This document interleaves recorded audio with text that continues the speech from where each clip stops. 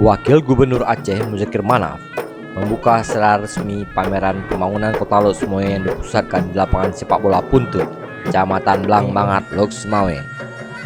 Pameran yang akan berlangsung selama sepekan ini dibuka secara resmi oleh Muzakir Manaf dengan memukul rapai pase yang diikuti oleh para musbida lainnya.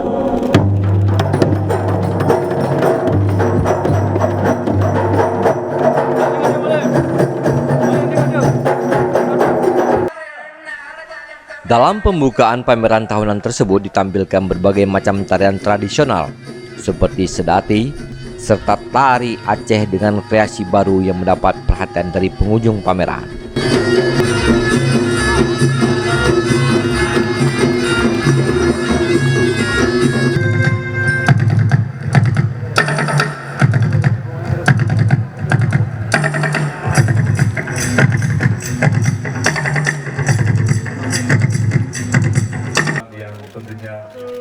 Seratusan stand pameran yang tersedia diisi oleh seluruh dinas dan badan yang berada di bawah pemerintahan Kota Lok Sumawe.